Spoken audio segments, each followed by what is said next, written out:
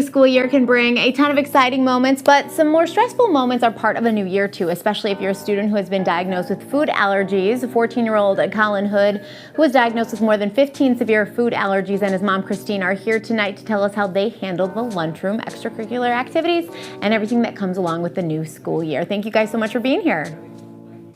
Thanks for having us. Thank you. Colin, how has your allergy diagnosis shaped your childhood and affected your school life? So growing up with as many allergies as I've had has been very tough, especially as a young kid. When I was little, I had an injector, EpiPen, and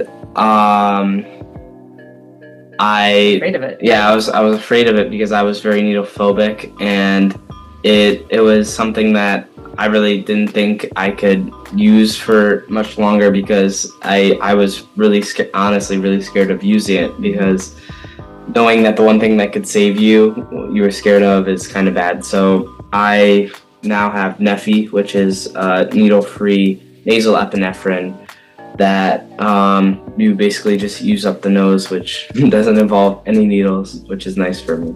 Yeah, I bet that really takes a lot of the stress out of what seems like it's probably a little bit of a stressful situation all the time, huh? Yeah. Yeah, it's all around you all the time. I mean, there's food everywhere. Projects, art, gym, on the bus, going to sports events, it's everywhere. Yeah. So how did you discover Colin's allergies?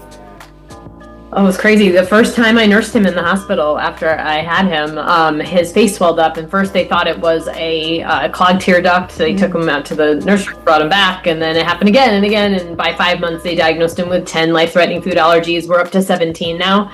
Unfortunately, we've only outgrown one over the years, which was watermelon, but everything else is pretty severe, and he manages it really well. So hand washing and prevention, but really the only medication that can stop a severe allergic reaction, which he has had at school, is epinephrine. Now that he has the nasal epinephrine, it's just been a breath of fresh air for us to know that he would more likely cure. Absolutely. So on the positive side, how do you think parents who are also going through this can make sure their kids feel included, especially as we're talking to little kids who maybe don't even understand really what's going on? Like, what advice do you have for them? Yeah, well, normalize it as much as possible. I mean, 2 kids in every classroom likely have food allergies now. So talk with your kid. Make sure you empower them to know that they have to have their epinephrine if something's better, and it's not scary. To make sure that you create an environment with the teachers and the nurses with your emergency action plans, that you have a plan in place, that you have prevention measures in place. Lots of hand washing, no hand sanitizer. It doesn't work. I mean, it's good for germs, but not food allergies. And then ultimately, always carry your epinephrine in case something happens, because there is no cure, and that's the only way to stop a reaction. And with nasal, I mean, the side effects that you worry about are just a headache or nasal discomfort or runny nose. It's a small price to pay for making sure that you don't have a potentially life-altering impact from a food allergy reaction. Colin, you feel like you're more prepared now with this new option than you were when you were younger? Yes, definitely, and especially since it's a smaller, more convenient size, I feel more comfortable as a teen just carrying it around in my pocket, going to a game, or just going out with my friends. It's much easier.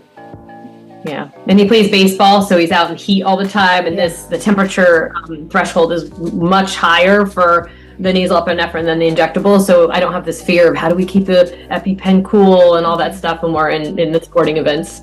That's good. Where can we go to get some more information? Either go to your healthcare professional or go to Neffy.com, Neffy.com, and you can get all the information that you need on nasal epinephrine. Well, thank you guys so much for sharing your story. We appreciate it, and have a great rest of your day. Thank you so much for having us. Spirit Day is next with Emily from 97 ZOK. We're making adult Capri Suns because, it's back to school week after producer Tyler's weekend planner.